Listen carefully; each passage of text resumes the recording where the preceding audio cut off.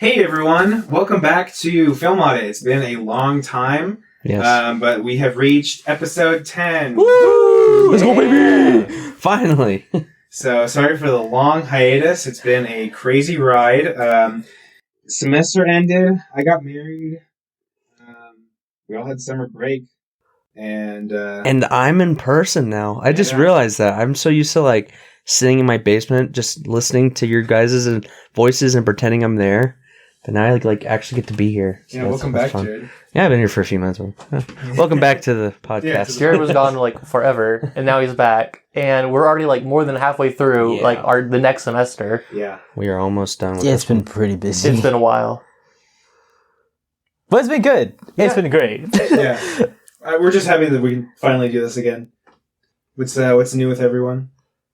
Me and TK are taking the same class this semester that like takes up, you have to sign your soul and blood and time away for. So it's a cool experience. It's really fun. Because we just make our own companies, our own business, and we just go and sell as students and faculty here on campus, and it's actually kind of fun. It's really stressful though, because you actually understand the marketing side of it, the financial and operating sides of everything. So our hands are tied quite a bit. I'm my company's CFO, and that's the worst one. That's the worst thing you could possibly do in the class. Really? Yeah, and I'm going to be CFO in like a week and a half. So 11 days. That's all you got. That's all you got to do. Oh, frick. I'm so used to just like feeling like I'm on the outside of it and just listening to audio and then just jumping in. It's like weird being here physically again. Yeah, it's fun though, and we actually have some plans going forward with the podcast. We're trying to get things going again. Episode 10, we wanted this to be a more fun one, especially that Jerry is back in person.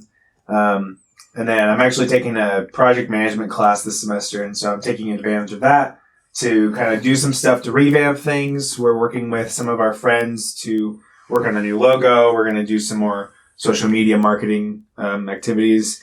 And one of the first things that we're actually going to start doing is posting our episodes to YouTube.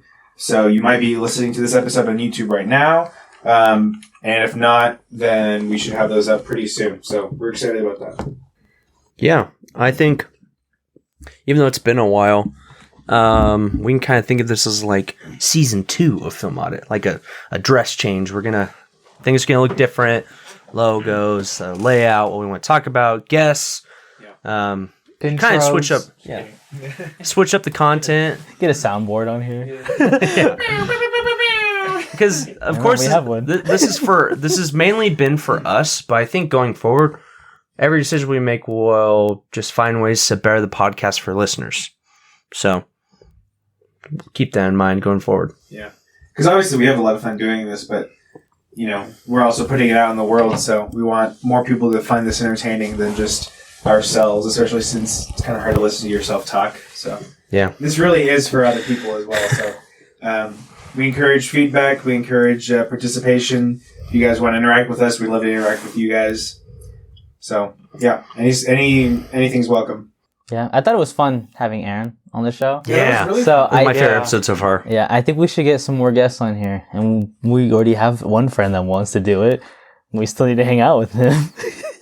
Yeah, we have a lot of people that want to jump on this podcast. We have a lot of friends that have opinions and are interested in what we do. So be looking forward to more voices and more personalities. Yeah, and I think it'd be fun if you have someone that had like an outlier from the rest of the group, and we just kind of talk about our differences. Yeah. But kind of at the end of the day, like, we can agree to disagree on some things, but be pretty friendly about it.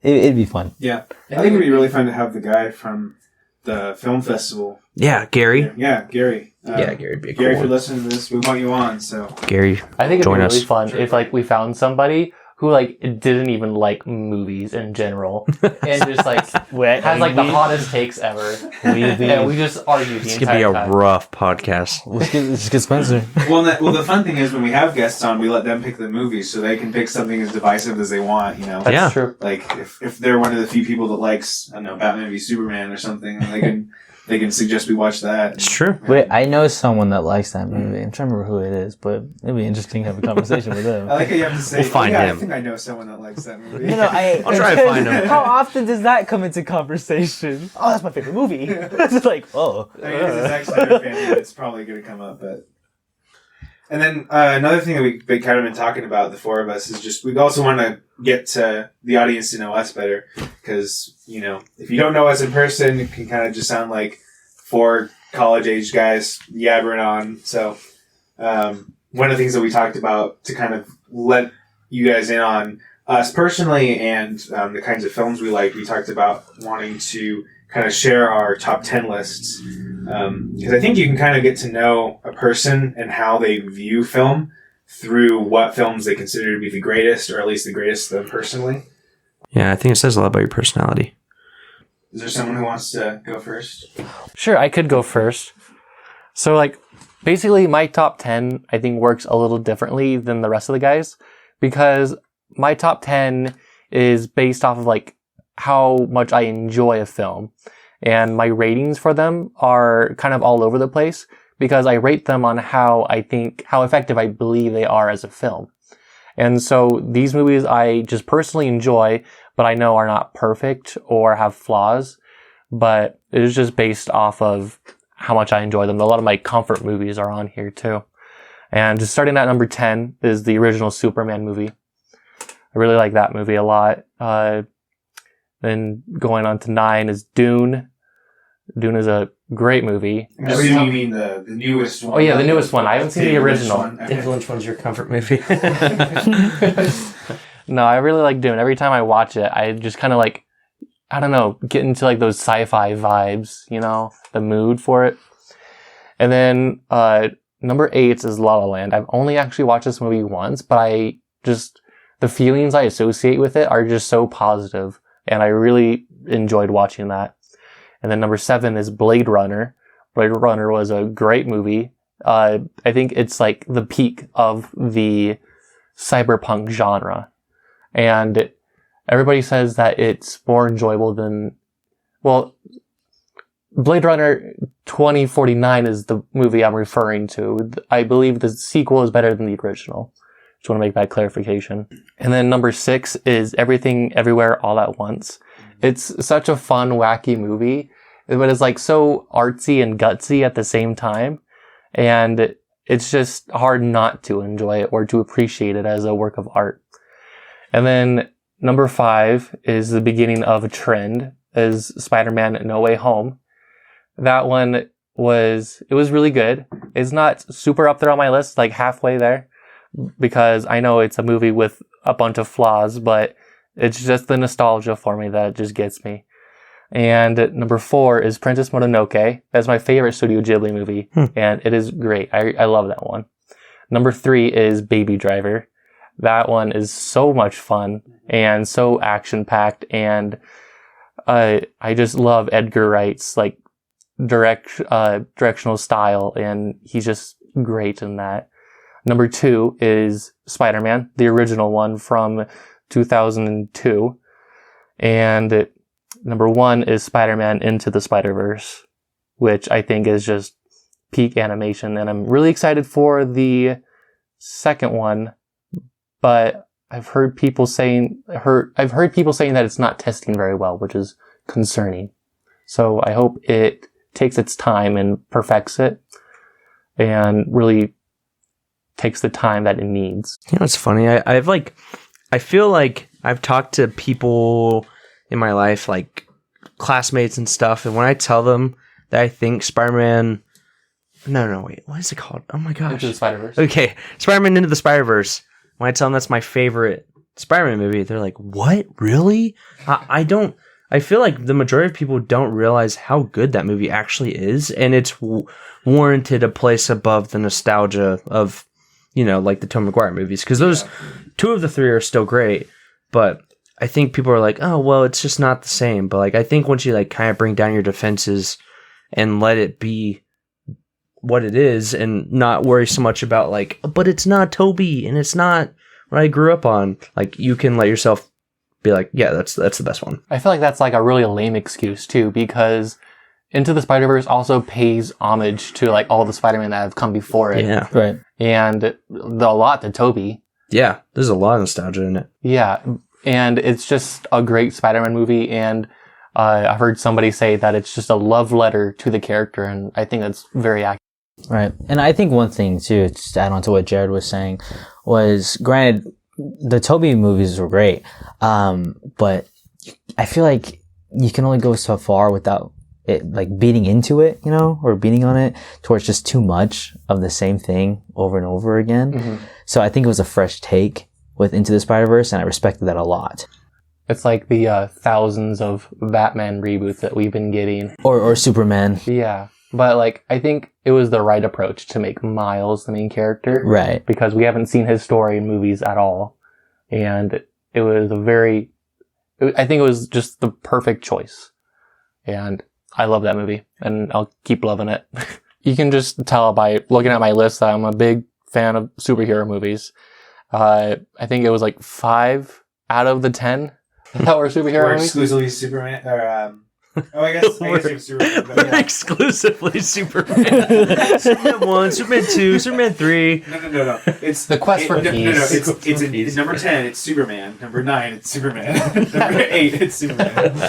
No, I appreciate the way you put your top 10, because it comes from a place of feeling and emotion of like, yes, I know these aren't perfect movies, but like these are truly my favorites. So Yeah. and I feel like a lot of people function that way. So it's a fresh look at how someone would rate movies different than I do it. Yeah, it's your top 10. It's not like It's what not films mine. do you think are objectively the best of all time. Otherwise, that'd be a really everyone's list would kind of look more or less the same. Yeah, IMDb top 100. It's like I wanted to make that distinction because David was actually the one that pointed it out to me. I had like some movies higher than others that had lower ratings, and he pointed that out to me. I was like, well, it's just based off of my enjoyment. So yeah. But I think your ratings can be based on your enjoyment too. Is what I'm saying. Like, well, yeah, I guess I rate like the way I rate them with like the stars and stuff is different to like how I feel about them. yeah, I think that's the main distinction. Yeah. It's like, yeah, my top 10 list is totally subjective. Yeah. Yeah. Tiki, you want to hit us with your top 10? Funny you should say that. I don't know if I necessarily have a top 10. I know I have a top 5. I don't know. I feel like there's a lot of films that I really like, but there's like so few that I love. And I got this app. Yeah, TK doesn't even love 10 movies. Yeah, it's hard. It's hard. it like is. for me to put 5 stars on a film, and not only that, like since I got this app for a Letterboxd, like a year ago, I don't have all the movies that I've watched my whole life. But my top 5 though, surprisingly up there is Up. I love Up with a passion. I was actually watching that earlier today. Were you? Well, I not personally, but it was playing on the thanks for the TV invite, in the living room. One roommate was just watching it. But Yeah, Up was a movie that I found very inspiring. Growing up, like in middle school, I remember seeing the commercial for this house just flying through the city, and I was like, "What the heck is that?" And I remember, I was telling my dad, I was like, "Yo, we have to go watch that. Like, it's a kid movie, so I know you'll approve it because I'm a kid right now." So I remember we watched it, and the first 10 minutes immediately hook you in. Oh yeah. The married life between Carl and Ellie. if you don't cry when you see the first 10 minutes of Up, you are not human. Right, It's exactly. so sad. Exactly. To me, a movie has to give me that emotion. If it can get me to cry or like feel sad for a good amount of the movie, then then it's got my full attention. It's got my respects. So that's why Ups is up there for me. All right, you're done. Yeah. My number 4, I have Everything Everywhere All at Once as well. I had watched that last year. Was that last year or was that this year? I think it was last It was year. still this year, Oh but just at the beginning. No way. Yeah, it was like April. Forever ago. Yeah, that's kind of weird. Hold on. When did I log that? Like April or May. Jeez. May 5th. That was this year? Wow. I only watched that film once, but for some reason, I've talked about it so much that it feels like I've watched it like 5 times. I've watched it 5 times. I know you I have. watched it like twice or 3 times maybe. Right. No, it's such a good film. It is. I'm not gonna lie, Jamie Lee Curtis, when she like blasted social media, like, yeah, you think the multiverse is different? Wait till you see this film. Like, this is the better version of the multiverse. And I was like, what? I love that lady. Yeah, and it's so good it kept me laughing, and it, like I said before with Up, it got me feeling emotions at the end of, or near the end of the film. Like, they turned into rocks, and I felt passion. Like, I felt love for these rocks. So it's like, wow, it didn't take much to please me at all there. But no, I love the creativity behind it. I love how crazy, but yet it was easy to keep up with things. My number 3, I'm a Ghibli fan, so I got Spirited Away up here. I remember I was so used to like Americanized like cartoon, whether it was like Avatar: Last Airbender or Teen Titans, Foster's Home for Imaginary Friends, stuff like that. It was very simple. To me, it felt like cartoon had this boundary, like a limit that you could like not pass.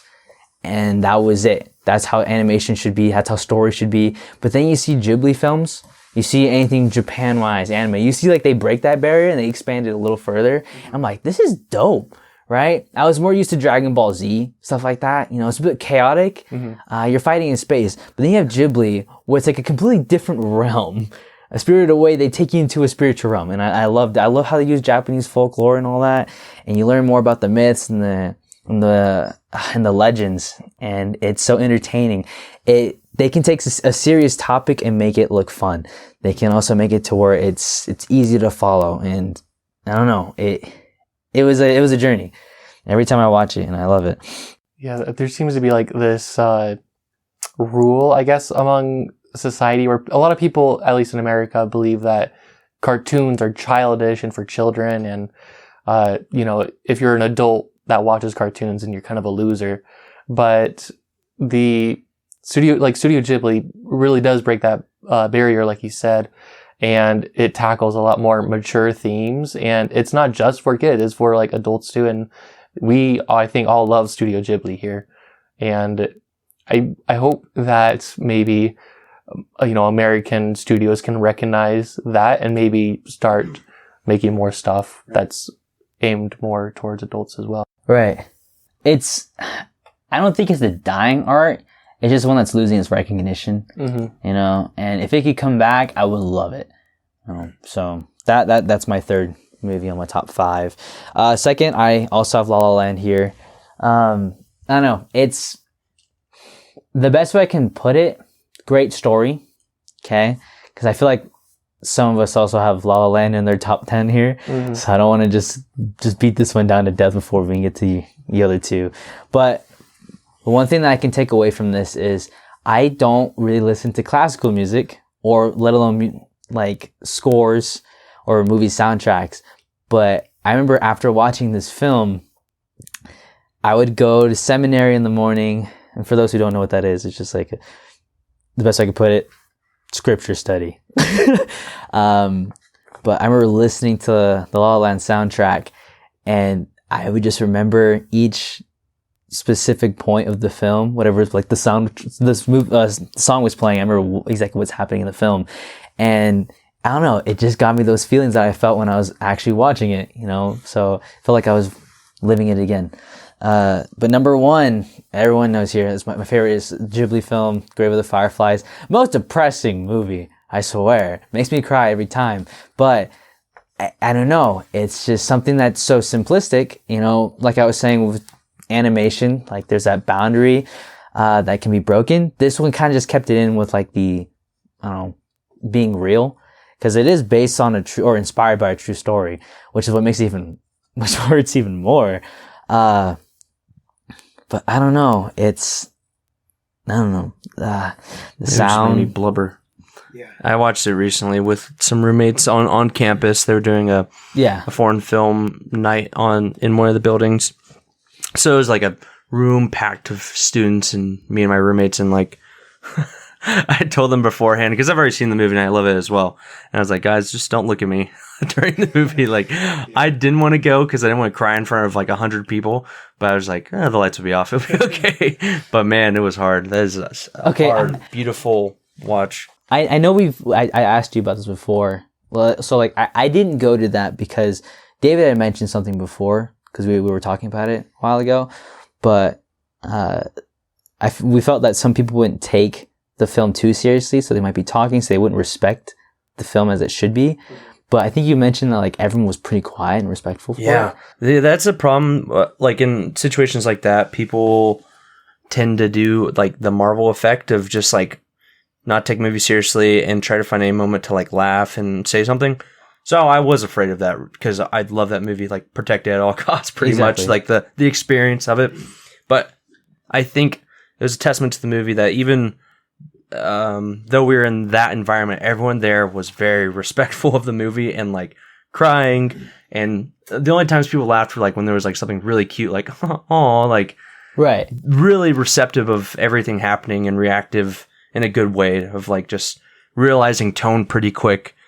And sticking with the ride, so I was really happy about that. There was plenty of people just like losing it around me. I was like, oh, okay, I can cry. Yeah, this one just hits out of the park for me every time. But yeah, that is my top 5 movies. Okay, we are now on Jared's top 10 list. So at number 10, I have the Grand Budapest Hotel. I put that on there kind of like, what's the word? There's a few movies on this top 10 list that I've actually only seen once, and this was one of them that I like saw and I was like, yeah, that's amazing. And then after a while I was like, that's on my top 10. But recently watched it again, and it solidified it for me just how great of an experience the movie is. I think that's one of Wes Anderson's best. I think it is Wes Anderson's best use of his own style in terms of the story and work with that. So love that movie. Number 9, I have Scott Pilgrim versus the World. In my opinion, that's Edgar Wright's one of his tightest movies, and for me, that one is just such a fun experience. Whether you watch that with like friends or with on your own, like it's just a very versatile experience for people, and so I love it so much. Love it what Edgar Wright does with it. At number 8, you have to agree with the other 2 people in the room that Everything Ever All at Once had quite the emotional impact on me. I think not only is it very well done, but the message in the movie really speaks to me. And I think I've watched it the most out of anyone here. I think I'm on like number 4 now, just because I liked it so much the first time.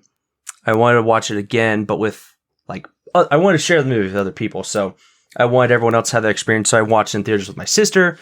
Then it was like, oh, old roommate came to visit. Okay, I have to show him. So it's like, I now have watched it 4 times, but I'm glad I can solidify it as like, okay, it didn't go down for me as I watched it. Maybe some jokes didn't land as well, because like I knew the hot dog fingers were coming every time I watched after the first, but it's still pretty funny. It just doesn't shock you as much. But the message just kept hitting in different ways as I watched it, so that deserved a spot for me.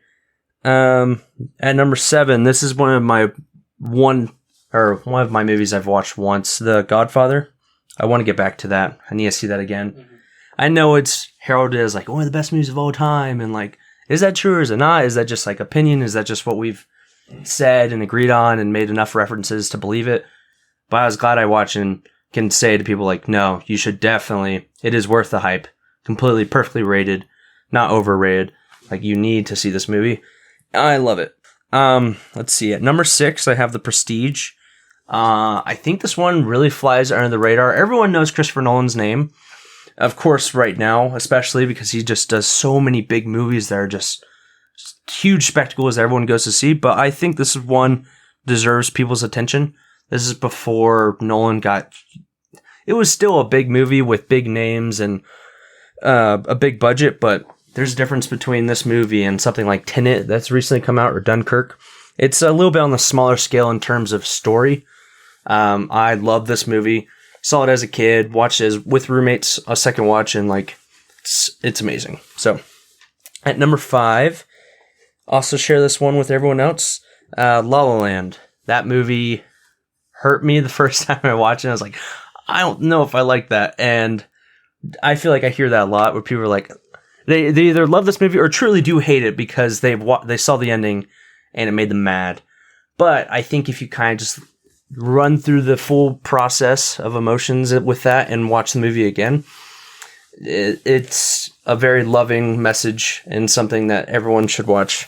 And just the musical side of it and the tone, I just love that movie so much.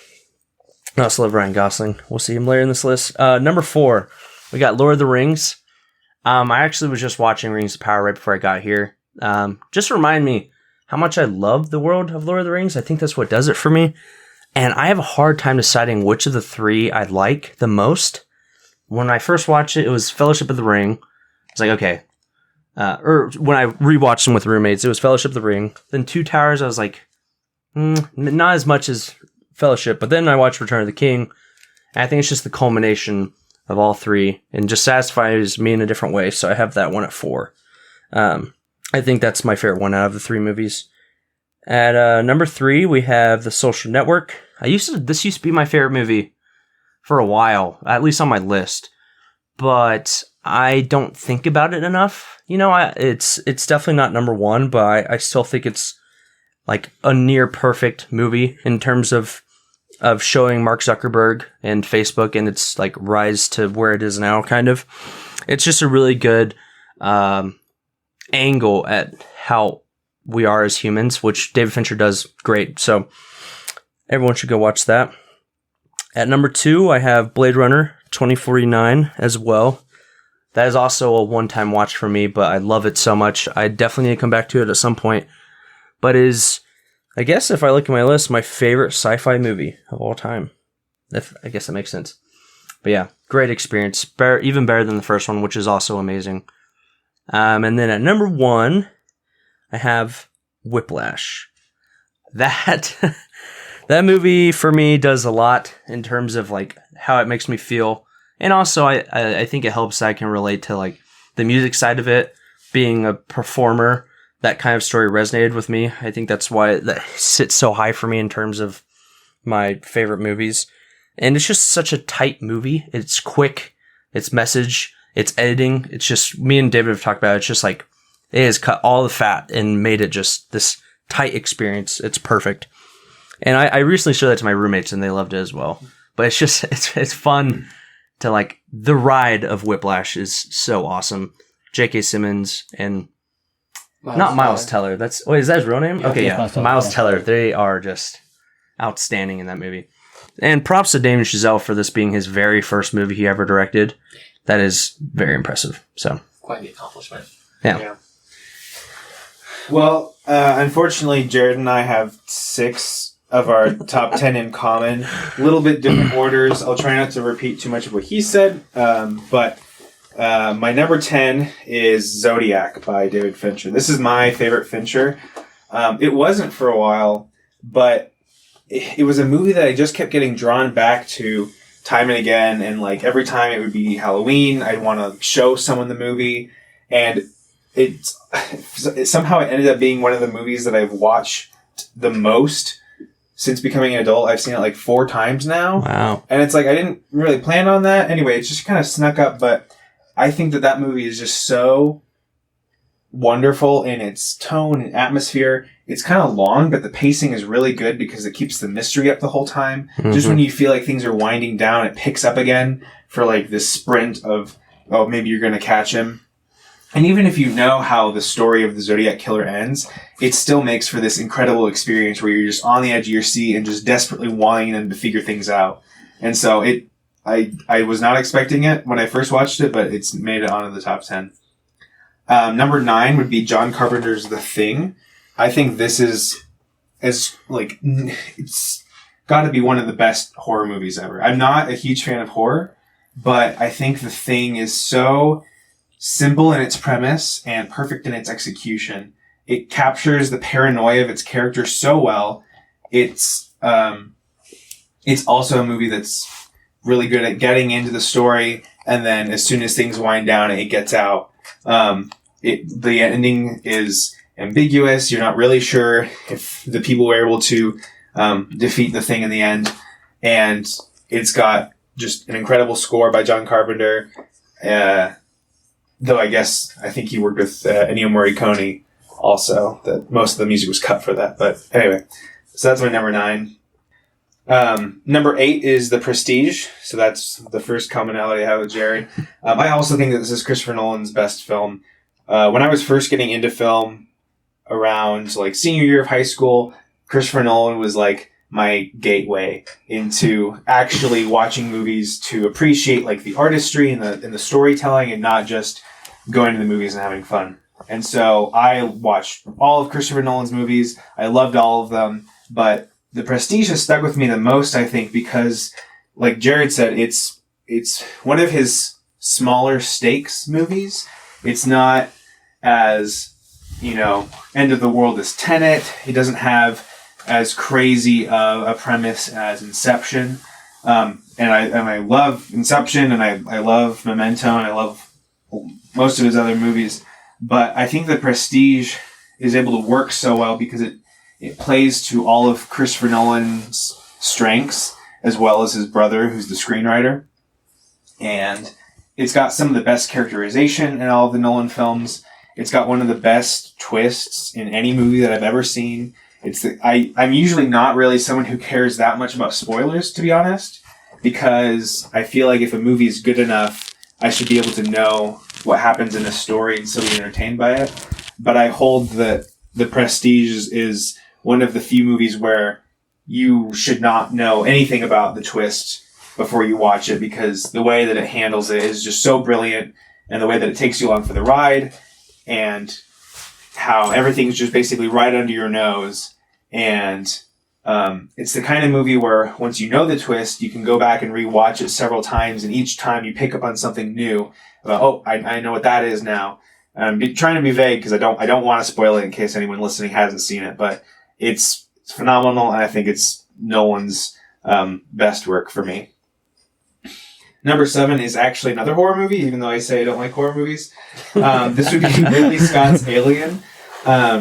This one is just, I think it's so, just like The Thing. I think that Alien and The Thing would work perfectly as like a double feature at a movie, at a theater, I mean. Because it also has just an amazing sense of atmosphere and pacing. The xenomorph is usually in shadow. You don't see it a lot. I love the soundtrack. It's great for if you're ever playing werewolf or something scary. You need some ominous music in the background. I love it. A lot's been said about Alien. It's considered a classic, and I think that it deserves that status. Number 6, I also have Lord of the Rings on here.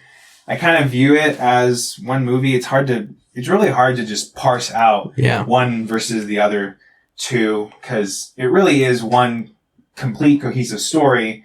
So breaking it up almost feels arbitrary. Yeah. But I think if we are talking about the story and the filmmaking and the characters, I think my preferred of the 3 would be Fellowship of the Ring. I'm definitely more emotionally impacted by Return of the King. It's the movie that makes me bawl my eyes out the most of any movie besides Grave of the Fireflies. But what I love about Fellowship of the Ring is that because the Fellowship is together and they haven't been broken yet, the narrative is able to stick with one point of view the whole time. And so you're not splitting between Sam and Frodo, Merry and Pippin and the Ents, the 3 hunters. It's able to show you more characters interacting with each other throughout the whole experience. And it does have a really emotional ending by the end of that one too. Yeah. And so I think that one edges out barely Return of the King. That one used to be my favorite, but I think I like Fellowship of the Ring just a hair more. Number 5 is what I believe to be the best action movie of all time, hands down, and that's Mad Max Fury Road. This was a movie that I remember seeing trailers for it when it came out, and I hadn't heard of the Mad Max movies. I was in high school, so I wasn't really film literate. I didn't know anything about anything. And so I remember seeing the trailers and thinking, this is just so over the top and stupid. And it wasn't until I had graduated, gone on a church mission, come back, and I finally checked it out, and I was just blown away. I had such a blast with it. I immediately recommended it to everyone that I knew. I told my brother about it, and I've watched it several times since. Every single time I have just as much fun as I did the last time. It's such a simple story. It's basically just one huge car chase, but it's executed so well. There's no script. It's just storyboards, but somehow you you do also care about the characters, which is insane for a movie in which the characters barely talk to each other. It's got one of the best film scores ever. I'm being hyperbolic. I don't care though. I think Junkie XL's score is just so cool. I remember when I first got it, and I would play it while I would be driving, and it'd be really hard to not like want to swerve into other cars and just hit them and just drive like a maniac. It's so much fun. It's been higher on my list. It's moved around, but I think that it's honestly, like, again, I think it's one of the best action movies of all time. Number 4, I have The Godfather. Like Jared, obviously everyone knows that The Godfather is considered one of the greatest, but that doesn't necessarily mean that it's going to resonate with you the most. I've seen lots of movies that are considered to be, the greatest films of all time, and sometimes I think, okay, yeah, I can see why that's considered impactful, but it didn't necessarily connect with me. And then other times it becomes a classic for me personally, and The Godfather is one of those where I bought the movies before I watched them because I hoped so much that I would enjoy them, and I absolutely did. I loved the first one. I thought the second one was great. We don't need to talk about the third one, but that first one really is just, peak cinema. It's got to be one of the best movies that I've ever seen. And it holds up, and it's long, but the pacing's great. It immerses you in the world of these characters. You get to know them. It's got phenomenal score by Nino Rota that every once in a while I'll just find myself humming or whistling, and so I just have to listen to the soundtrack because I need to relive that feeling. So that's number 4 because it stuck with me so well. Number 3 is, like a few other people have put on their list, Blade Runner 2049. I loved Denis Villeneuve. I loved Dune. I loved Arrival. I loved Prisoners. I loved Enemy. And Blade Runner 2049, to me, is the best thing that I've seen from Denis Villeneuve. I loved the original Blade Runner too. That one, I watched a couple years before 2049 came out. And so I had pretty high expectations for 2049, but they were completely met and surpassed by that movie. I don't have too much to say more than Spencer and Jared, but I think it's got an incredible ambiance throughout the whole thing. I love how it looks, thanks to Roger Deakins. I love how it sounds, thanks to Hans Zimmer.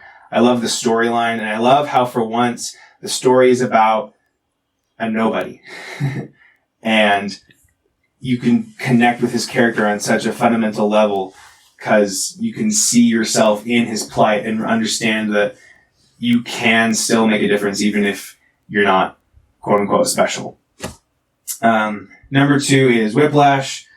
I agree with everything that Jared said. It's a pretty much perfect movie. The first scene establishes the conflict. The last shot ends the conflict, and it's all done in less than 2 hours. You need to watch it. It's phenomenal. And then my number 1 spot, along with everyone else in the room, is La La Land. This is a movie where I don't really rewatch movies. I prefer to try to look for new movies that become my favorites. So the fact that I've seen this movie 8 times since it came out in 2016 should indicate something about the kind of emotional impact that it had on me. I remember watching this a week or 2 after it came out in theaters, and I fell in love with it. I immediately bought the soundtrack. I listened to it for weeks. I took my brother to go see the movie, and it's a movie that's so near and dear to my heart that I had trouble sharing it with my now wife because I was so concerned that I would show her the movie and she wouldn't love it as much as I would, and it would have devastated me. But fortunately, after I don't know, I think, were we engaged by then? Oh man, I can't remember. Because we watched it with Jared. We were either engaged or almost engaged, but finally, Jenny and Jared were like, "We need to watch La La Land," and I was like, "Okay." I was so anxious, but I was like, "Okay, we can do that." And she loved it, so everything's cool there. But it's just, I know that it's not the best movie in the world, and you can make a case for why some of the other movies, even on this list, are better on a technical level, but no movie has ever made me feel the way that La La Land makes me feel. And I challenge anyone who hates the ending to look at it differently. I could go on about this movie for a long time, and I have, but I think that the ending of the movie perfectly encapsulates the themes of the film in a way that no other way would have done. So that is my number one. It's been my number one since 2016. Wow. And I think it would take a miracle for something to take its place. Yeah, I was looking at my letterbox and we were talking about like how many great movies we've seen, and I'm pretty close to having logged every movie I've ever seen. Not a score to them, but at least logging them on Letterboxd. I'm at 882, and I was just looking at like my 9 and my 10s, and in total between the 9 and 10 ratings, there's only 85 movies. That's about like 10% of movies I've ever seen I've like loved, you know? So that's kind of a cool feeling to know like there's going to be so many more, hopefully. Yeah. Hopefully. Come on, guys. But a lot of great movies out there. Yeah. Well, that's something that I think about when, like, I don't know, I hear a lot from people at school or church or work or wherever. I don't know, you hear a lot of, like, oh, like, there's just nothing good coming out these days. And I'm like, I guess if you're only looking at what certain, like, companies are producing, that you could say that, but, like, there's so much out there. Like, Yeah. There's so many movies that you've never heard of that came out this year, you know? Mm-hmm. That could be your favorite movie and that you just haven't heard of. And I think it really just takes looking and effort. And if you want to find good movies that are coming out today, you definitely can. Yeah.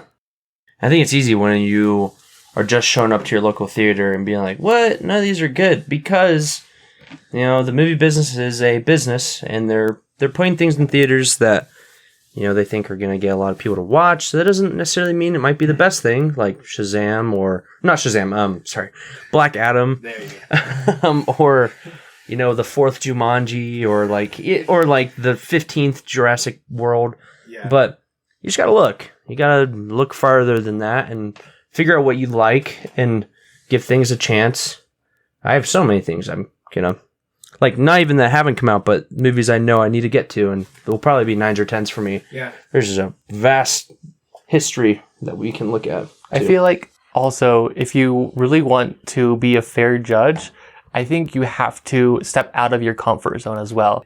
There's just a bunch out there that you have to be willing to kind of like step back and try to step out of your comfort zone and really just look for it.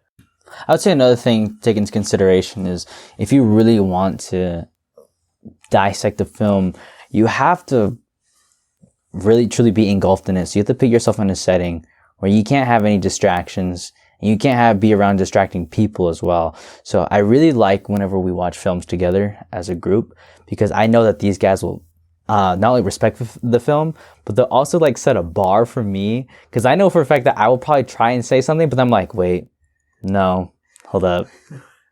No, hold off that comment till after the film.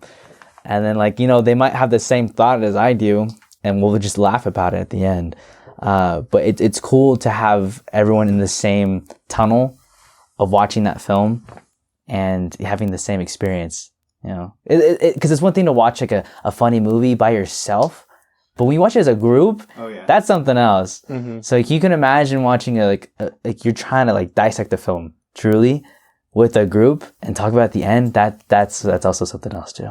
I don't want to get like too much into it because we'll talk about it later, but like just watching like this movie that we're about to talk about, like it was David, Jared, and we watched the movie Recommendation and together, and it was a lot of fun just to see each other's like reactions to certain things and just kind of almost feed off of each other. Yeah. And it was a lot of fun. I think that there's something to what Christopher Nolan was talking about when like Tenet was released. he was talking about how, like, film is a communal experience. Like, there's a reason why we go to a theater that's filled with a bunch of people. It's not like, like, yeah, you could just like watch a movie on your phone or your laptop, and I've done that, like, obviously, and I will say that the majority of the movies that I do watch, I watch on my own. But I think there is something to be said for watching a movie with other people, because I think that you do feed off each other's energy. And, if it's a comedy, then you're all going to laugh together. If it's a horror movie, you're all going to feel each other's fear. If it's an action movie, you're all going to feel that exhilaration together. If it's something like Revenant, you're going to share that, like, feeling of awe. And it's something that it's infectious. And, not that everyone's going to have the same reaction to every single movie together. But I think that when you do watch things with other people, you're kind of able to feed off, oh, maybe Jared's feeling this way, and I can kind of look at it from that point of view, or Spencer's feeling this way, or TK's feeling another way. And so I think there's something great about watching movies with other people, as long as you do, like TK said, have the right group that is able to respect you enough in the film so you can have that kind of experience. Word. All right. Well, thank you guys. This was fun. And I hope that our listeners are able to kind of glean some insight into our personalities and maybe get to know us more through our taste in film. the or lack listeners thereof. are like, all right, they all are the same person. Yeah. This did not help me distinguish between them at all. Yeah. I think we all had, what was it, La La Land and Blade Runner. Everything I rolled at once for us. Right. For us you three. three. Okay. Yeah. I didn't have Blade Runner on mine. Oh, you didn't? So I think it's just. But I had La La Land 5. and Just all- La La I had 5. Okay. That's the all thing. had. But I think that we said different things about each. Mm-hmm. I had different reasons for liking things than you guys did. So. Yeah. Well, I guess we kind of touched on it earlier with, like, TK asking about our favorite Halloween or, like, fall season shows or movies. And I think that can kind of segue us into a movie that 3 of us have seen. Jared watched this first, then I did, and then Spencer did. But we watched Barbarian, which came out this year. Pretty recently, too. Yeah. I just saw this on TikTok a bunch, and, like, people's reaction of giving no context statements about movies, especially this one. But it was just kind of going viral on TikTok. But something about it spoke to me different than, like, I don't know, Jumanji going viral on TikTok. I was just intrigued because there was so many people saying they didn't like the movie, but it didn't look like a typical, I don't know, Modern horror. Modern horror. It looked different. So I was like, I want to know why people don't like this, or what's splitting audiences so much on this. And it appealed to me in a different way. So this went kind of really high on my list. As like, I had heard of it, and I was like, okay, I need to see this like now. Because it's scary season, spooky season, right at my alley, or at the time. So I watched this in a big group. And I experienced the same thing. It really split audiences, or it split our audience. So like half of us loved this movie and thought it was really great, and the other half like hated it, didn't understand it. Like I told them to put a number 2, and they're like 2 out of 10, 1 out of 10, and I was like, whoa, Yikes. okay. And it's interesting. So what did you guys think of the movie? Well, what side were you on in that argument? I really liked it. I think, in terms of, before we get into the details of the movie, I think this is what should be the commonality amongst horror movies right now. Not just like, for example, another one that came out recently was Smile. And I haven't seen that, but I feel like that is like mainstream horror at the moment. Things like Smile. And I think things like this movie should be mainstream horror. If I'm not going to get A24, small studio, really, really good horror such as Hereditary or Midsummer, stuff like that, I think this is what should be the most common thing going on. I really enjoyed how smart this movie was, and fresh of a take on horror it was. So yeah. Yeah, I'm on the same page as Jared. I enjoyed it a lot. I think my opinion's kind of a little bit complicated because, well, I guess we'll just say spoilers right off the bat. I think just before we get into spoilers, I'd recommend this. Sounds like Jared would. I would recommend this as well. Okay, so we all recommend it. So if you haven't seen it, go watch it. It's on HBO Max. Otherwise, skip this part because it is really good, but it's kind of hard to talk about the film without immediately spoiling everything about it. Yeah. So here's your warning, but the reason why my opinion is a little bit complicated on the film is that I think, well, okay, first off, it's a movie that you can very easily split into 3 different parts, and my problem is that I like certain parts more than other parts, and I think that the movie starts off at its best and kind of peters out toward the end. I agree with you. I was about to say, like, I think, like, it finished, like, very poorly and weak, you know, as opposed to, like, its strong start. It almost fizzled out in a way, because, like, I guess we're going to go ahead and start talking about, like, the plot and stuff, but I felt the most scared when the characters are in, like, the catacombs, because that's so alien and bizarre and creepy and claustrophobic too, that, like, I never felt safe for 1 second when they were in the catacombs. But once, like, the final act begins above ground, above the surface in the neighborhood, I felt, like, more safe, and I didn't have that same sense of dread that I did. Yeah. And it just didn't, I don't know, it just didn't finish with that big punch that I was expecting, I guess. I agree. I think, well, I guess first, I do want to talk about the first part, which is the part that I like the most. So, if you look at any, like, synopsis of the movie, it'll basically just give you a synopsis of the first 45 minutes, which is a girl shows up in an Airbnb, but it turns out that there's already, like, a guy there because they, like, double booked it. And so it's kind of this, like, dramatic thriller where she's really paranoid of the guy, and isn't, like, sure if she can, like, trust him. But then weird things start happening at night, and she discovers the basement, and then she discovers, like, the basement's basement, and then she discovers the basement's basement, and just gives, you know, a world of doors down there. Yeah. But discovers these creepy catacombs, and the pacing of this first section is really good, and it kind of, like, drags everything out to where, like, you keep expecting something to happen, and it doesn't, and so it kind of leaves you in that, you know, on edge, and you can't, it doesn't just give you, because there's something about a jump scare that, while it's cheap, it also has the effect of kind of making you feel comfortable again, because it gives you a burst of, you know, it startles you, but then it's like, you kind of laugh, you know, you kind of laugh at a jump scare afterwards. You're like, oh, okay, I can kind of calm down a little. Yeah. But the fact that this first part gives you nothing, you just can't, it just doesn't let up. And so you have no release. You're just on edge the whole time. And at the end of the 45 minutes, it turns out that the story is not about an Airbnb. It's not about this guy that's been living there and this, like inbred woman shows up, bashes his head against the wall, and you cut to black.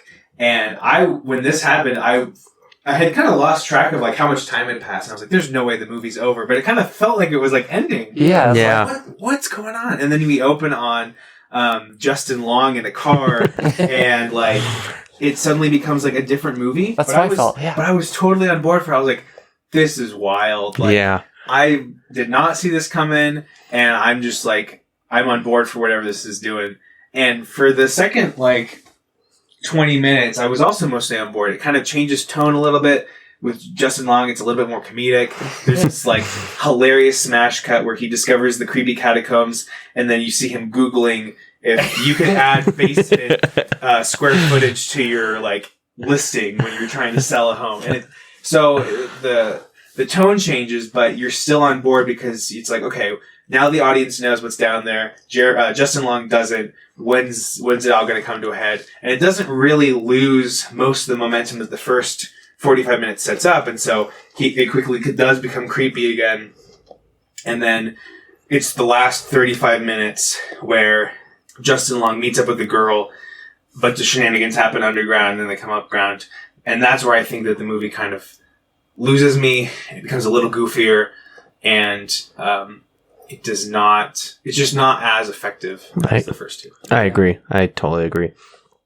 it started to just disappoint me a little bit as we kept learning more about what was actually going on down there. It wasn't as scary, so I think like the build-up was a lot better than the payoff, and especially you bring up a good point, Spencer, of like when the threat comes above ground, it suddenly becomes a lot more goofy. And it's not even the fact that it is above ground, it's just everything that happens isn't as ominous. It isn't as like, it doesn't lead you in the same way it did when they're in the catacombs and it's so scary down there and like, what is going on? But once you see her walking like, I don't know, on a sidewalk, it gets kind of like, really? I don't know. Yeah. It's kind of like how, things are scarier in the dark. And if you were to see that same thing in the light, it wouldn't be as scary. And I think it's the same effect where when it's underground and this unknown territory that you've never seen before, she's a lot scarier. Yeah. But then as soon as it's like, oh, I've seen what a neighborhood looks like at night with, street lights and sidewalks and roads and water towers,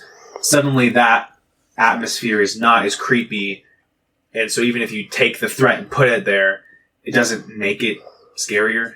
Yeah. I almost felt like the catacombs, like themselves, were also like a huge horror, like almost character, because once you remove the catacombs, like we're saying, it's just not as scary because the catacombs are so alien and like unfamiliar territory. It's all in the dark and it's like these winding, like a maze down there. And once you remove that and add something that's familiar, it's all of a sudden not as scary anymore, like just automatically. And I think the catacombs were probably like the most effective thing within the movie because they could have literally had any monster down there and it would have been terrifying. But I don't know. I think the final act should have been in the catacombs, in my opinion. I agree. I would probably I know nothing about screenwriting. But if I did, I kind of would have stuck with the reveal and continued with that in terms of when we make the switch to Justin Long and we know our main character is down there in the catacombs, I would have finished the payoff of keeping it creepy and like tense by continuing to do stuff in the catacombs because it was so scary. So I think as soon as they stop doing that and they escape and are doing things above ground, it just gets kind of weak. So I think it could have been really easy for them to write up more scenes and change the ending to something going on in the catacombs and exploring that more and keeping that creepy and claustrophobic for the viewer. Yeah. That would have stuck a little better for me. Yeah. I think also one of the things that kind of pulled me out was, well, I said that I think that the first, jump in the story, where it cuts away from Tess and goes to AJ, I don't think that it loses too much momentum because AJ, just as long, quickly gets to the house and kind of discovers things again. So, you're not left outside of the horror genre for too long. Yeah. But when he goes to the catacombs and then runs into Tess, there's suddenly this flashback to the 1980s where we see this the guy who used to own the house. And on its own, this scene that kind of hints at what's going, or what the history of this house is, on its own, the scene is fine and it's shot really well and it's kind of ominous with this kind of square aspect ratio, wide angle lens. Everything kind of looks off, but it's really colorful. I think it's fine on its own, but the fact that we're cutting away for the second time to a scene that we don't really need because this information could be delivered later anyway. Yeah. When we see that this man is still alive in the house. Yeah. It makes it feel very unnecessary and didn't warrant breaking my immersion by having yet another cutaway. And so once it cuts back to Tess and AJ trapped, I don't know, I don't care as much because I've had my immersion broken because everything has been at peak scariness and then immediately took it away and then it brings me back and it's okay, well, it's like trying to pick up, an episode of a TV show halfway through the episode. Yeah. It's remind you, it's scary again. Right. Yeah. Also, what did you guys think of the flashback scene of the old man in the 80s? Again, I don't think it justifies its own existence. Yeah. Because especially since the information that it does give, and I guess if we're talking about that, we're talking about the whole like plot twist as to who this woman is, because AJ finds this other room that actually the creepy woman is afraid to go to. Like, you see him going toward this other door in the catacombs, and she kind of creeps toward him, sees where he is, and kind of slinks back. And at first you're like, oh my gosh, like, this, like, crazy monster woman is scared of this? Like, what could this monster be scared of? And AJ goes in, and it's the man from the 80s flashback, but he's, like, super old, and, like, it looks like he's been in, like, a coma for the last, like, 30 years or something. He wakes up, and, like, it turns out that,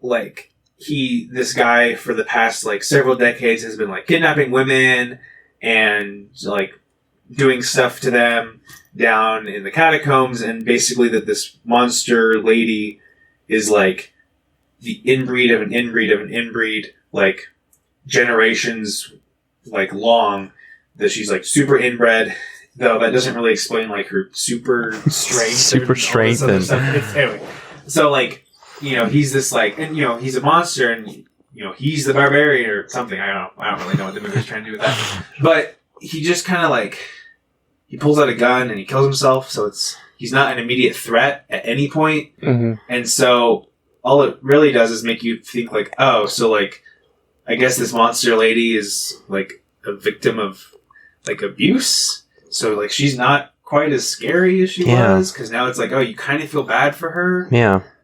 Which makes it hard to be that terrified. Yeah, I agree. I feel like the movie could have worked without any explanation as to who she was. Like, just leave us in mystery. Like, who is she? Where are these where do these catacombs come from? And, like, why is she here? Like, I think that would have been scarier, you know? Yeah. But, and then, like, have her be so afraid of, like, this, she's terrifying in these catacombs, and to have her, like, back away, be afraid of whatever's behind that door, it's such a letdown that it's just this crusty old man. And it's like, I was expecting, like Hellspawn, you know? But it was just some old guy, you know, and granted, he is a terrible monster person, but still. But it's the fact to me that he doesn't pose a threat to the protagonist. Exactly, yeah. Like, he's scary in that, you know, a person like him is existing. Like, he's a monster, but it's not scary for the story, because he doesn't add anything to the story. He doesn't threaten anyone. He's just there. He just kills himself. Yeah, he just kills himself. So, I kind of see what they were trying to do, but I don't know that it really works. It doesn't justify itself. Yeah, and I don't think it, like, helps the movie. Yeah. The movie looks great, though. yeah, it does. I was very impressed. Yeah. And if we didn't even like the flashback for its content, I loved just the wide angle and the square ratio, and the colors are just so bright. It does make something feel off. I liked that much. Everything felt fake. I felt like I was watching Edward Scissorhands. Oh, yeah. I thought the acting was really good, too. I hadn't seen Tess in anything, but she was a great, like, protagonist. Yeah. I thought that Bill Skarsgård was, like, such a good red herring, because he's kind of awkward. He's this, like, awkward guy. He's not doing anything, like, you know, malicious or blatantly, like, bad, but the movie also does a good job of kind of putting you in Tess's headspace, where, you know, you keep seeing her, like, lock all the doors, and she's, like, very wary of him, but then they start connecting over the documentary, and so, like, the camera gets a little closer to their faces, so you can kind of feel a little bit more intimate with both of them. And I really liked that one, like, it was just, like, a cut, where, you know, she's waiting for her laundry to be done so she can sleep on clean sheets, but then, like, you know, it shows the machine running, and then after, like, some conversation, it just shows that the machine has been off for a while, and that they're still talking and communicating. Like, I like that moment, because that's, like, when the film is letting you know, it's like, okay, she's comfortable now, you know, she kind of getting to know this guy, and they're having, like, good conversation now. Yeah. So, I liked that, too. It was very, I don't know, it wasn't too obvious. It was just subtle enough, and I appreciated that. It was just a simple little thing that I liked. Also, there's like that meta that he plays Pennywise the clown. Skarsgård? Because you never trust him. He's just He creepy. always plays creepy guys. He's got that kind of face, and so when you know that he's the guy in the Airbnb, you're like, oh, I don't trust him. So kill this guy. Yeah. And even when she and he do connect, you're still kind of like on edge. You're like, well, Cap, you may have let your guard down, but I haven't let all of mine down. Mm-hmm. And up until like the very end of that first 45 minutes, I remember when like because he wants to go down to the catacombs because she's discovered them, and she's like, we got to get out of here. And he's like, well, I want to see what you're talking about. And so he goes down there. She kind of like waits for him. He doesn't come back. She calls out to him, and you don't hear anything. And then you finally do hear him calling out to her. But I was thinking like, man, he's like luring her down there or something. Like he's gotta be in on this. Like I know that there's something else going on in the house because you see some like doors, open and close and people moving around. But I thought he's got to be in on it. He's like luring her down there, and then not until he dies was I actually convinced that he was like not a bad guy. And so I was like, oh, okay, I was wrong. Nope. It's this huge thing that just bashed his face in. Guy, a little awkward, but that's it. It's like, no, now I feel bad. Yeah. So, yeah, it's an interesting movie. I agree with Jared. I think that if we're going to have more, mainstream horror movies like this that aren't supposed to be trying to be, super artsy or anything, but they should kind of do this where they take a risk on a wacky premise, kind of go all out. I don't think that everything that this movie does works. Yeah. But I'm glad that I watched it, and it definitely left an impression on me. So like I said, I like the beginning more than the ending. So it kind of brought my score down a little bit, but overall I'd have to give it 7 out of 10. Yeah. I also would give it a 7 out of 10. And what I mean by that is praising this movie not because it's the best horror movie I've ever seen, but instead I hope this replaces our Conjuring movies and our Smiles and our just cheesy horror cash grabs that are just jump scare after jump scare. I would rather the multiples be movies like this, that I didn't necessarily love, but I still respect it for what it was going for and did enjoy the majority of the film. And not the biggest fan of the horror genre, but I want to see more stuff like this. Yeah. I feel like dread is much more of an effective tool than jump scares. And this movie plays with dread so much and just leads you on forever. And the payoff is worth it in the end. Although the movie didn't end so well, I really enjoyed it throughout. And I think I would also give this a 7 out of 10. I was going to say a 6.5, but I don't think it deserves quite that low. But I think 7 is just a good grade for it. Nice. Okay, so those were what we watched for Halloween. We missed out on being able to do a fun Halloween episode, but I think we kind of covered that with this. So yeah. It's fun. But, over the last 4 months, we were finally able to watch the movie that Spencer recommended, and now we're going to talk about it. So hopefully that's the longest wait time we'll have there. I feel like this, just getting to this episode was the hardest, and we should be able to kind of figure this out going forward. So. Hoping that, but Spencer, you want to tell us what we watched and kind of give us a brief synopsis before we get into it? Yeah. So last we had our podcast, I recommended The Revenant. It's a movie that came out a couple years ago, and I have heard really good things about it, but I never got around to watching. And you guys hadn't seen it before either, too, right? Mm-mm. Okay, so we all watched that for the first time, and basic synopsis of it is, first, I'd like to read a little excerpt from the Dungeons and Dragons Monster Manual that talks about what a Revenant is. Wait, are we doing 5e? Mm-hmm, 5e. Oh, wow, okay. So, a revenant forms from the soul of a mortal who met a cruel and undeserving fate. It claws its way into the world to seek revenge against the one who wronged it. And I feel like that is like the perfect way to describe this movie, at least the protagonist, Leonardo DiCaprio, or Hugh Glass. Yeah, Glass. And the synopsis of it is that there's this group of traitors, trappers, right? Yeah, trappers. Trappers that are in like the northern parts of the US in like the dead of winter, or at least the beginning of winter. And their guide, Leonardo DiCaprio, is mauled by a bear. And he barely survives.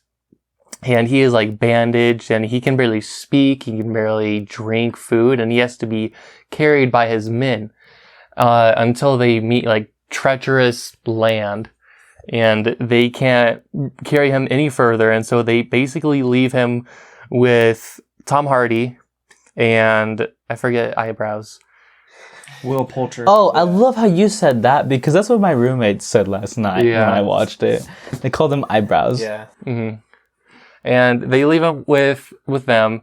And Tom Hardy just wants to get rid of him. And so he ends up killing Glass's son and leaving Leonardo DiCaprio in the middle of the woods for dead.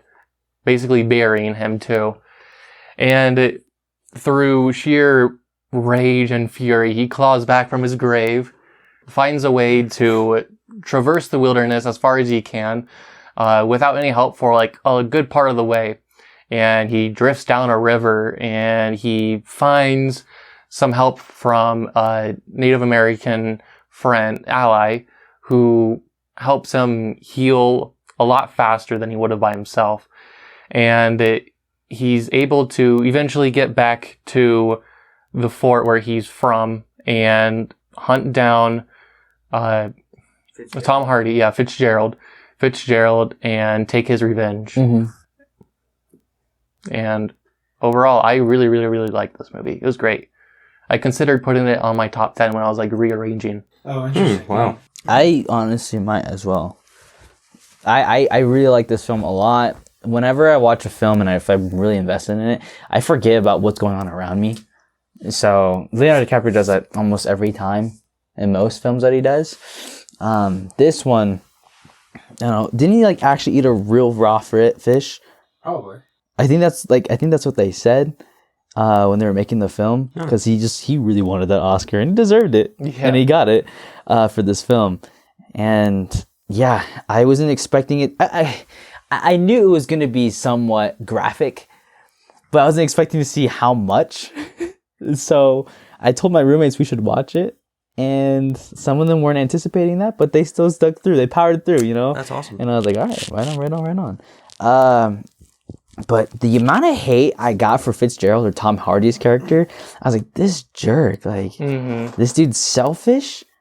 He's just gonna kill his son right in front of him, try and kill him again later, and then trick another innocent boy that's on the trip with him. Like, that's just so underhanded. Like, I can't even describe it. So like in the end, when he gets his revenge, I was like super happy for that. But before we even talk about that, what do you guys have? Right off the bat, you get that attack on all of the American settlers along with Hugh Glass and his son. I think that sets a really great tone, but also it just shows how visually beautiful this movie is throughout all of it. Like, it's one of the most beautiful movies I've ever seen, just in terms of shots of the mountains or character moments with Hugh, or like there are just, I remember there was one shot where the camera looks up into the woods as it's nighttime and they have a fire, and you just see like sparks of embers going into the air. Like, it was such a simple shot, but it was beautiful. I think that was one of my favorite parts of this movie. The camera work and the shots. I loved. I think, speaking of camera work, in the beginning with that fight with the Native Americans coming to rob the traders from their pelts, I think that was like one shot? Most of it. There were a few cuts. I was kind of keeping track. Okay, because I was like, yo, because like it goes straight to an American, right? And he's like shooting, gets killed, goes straight to a Native American riding on a horseback, gets shot off, and then goes back to Fitzgerald, and he's like defending. He's like, grab the pelts, you know. And then you have what's his name? The general that was in charge of them. Yeah. He's like, forget the pelts, just get on the boat. And that's what Glass was also saying. So you can obviously like see the what do you call it, the contrast between the two type of like alphas here. And I was like, okay, I can see where this is gonna go. One thing I also really liked about the opening scene is it sets the precedent of that, like, oh, this is very realistic. Everything that's going on, it didn't feel like upplayed. Like, for example, in that scene, these guys are in the woods with guns, but they're terrified in broad daylight because there are arrows coming from their perspective nowhere, just killing them, and it's the most like silent, quick ways possible or brutal. It feels very like, I can't believe humans are doing this to each other. Like, this guy's just getting shot in the throat right in front of him and just falls over, or like people screaming to get on the boat right in front of him, or drowning, or like, it just felt very visceral and like, I can't believe this was an actual reality at some point, and I believe it. I feel like I'm actually watching what happened then, in either way, of like how brutal the Americans were, or the Native Americans, or the French. Yeah, I really enjoy that it sets up like, this is real. This is as close to the reality of that time as we will get. What I thought was really neat about that specific thing you're talking about the one guy like getting shot with the arrow, it's that character is the father of the guy that Will Poulter plays. I don't remember the character's name. Oh, yeah. And like, you like, there is not like a moment to grieve. Like, Will Poulter, he can't like be like, Dad, no, and then like duck down and like hold his dying. Like, there's no time for like melodrama. It's just like, my dad's dead. Well, I'm about to be too if I don't do something about it. And so like, you see Will Poulter like just fighting for his life, and like, there's no time to even think about what's going on. So yeah. I love how, like you said, visceral everything is. And yeah, there's just a lot of just very impressive long takes that kind of just let you soak in everything that you're watching. And that's like throughout the whole thing. But I think that it's especially notable in the battle sequences where everything's so well choreographed that you can have these long takes with tons of extras in the water and the snow and the trees and mud, the horses, and like but it's all like pulled off flawlessly. And it really just does quickly immerse you into the world and the time period, and kind of set your expectations for how the rest of the movie is going to play out. Yeah. Also, one thing we noticed is that another way they immerse you is the way they talk back then as well. So we had to like turn subtitles on pretty quick. Oh, yeah. Because we could not understand anything. Yeah, when I watched it, subtitles were already on. I was like, sometimes it wasn't matching what I was saying from what the not perfectly. Yeah. Right, but I'm like, oh, okay, because it's like thick. Oh, yeah. Tom Hardy's character. Yeah, especially. No words understood. I mean, he's English too, isn't he? Yeah. So he's probably, I don't know.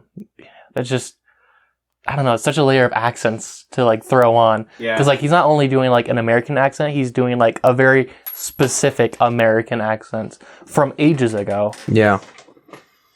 That man's got a thick, deep something. You know, the way he was talking about anything. But going along with how beautiful this movie is, I think it's one of the most immersive movies I've seen as well. Setting that tone right off the bat and throughout the movie as we follow Leo's character. But we also get cuts with other characters. I was just in on every scene, every moment. Everything felt real. I was like along for the ride on everything. That was a cool experience, just sitting and watching it with you guys. Because I think we were all kind of receptive to it at the same time.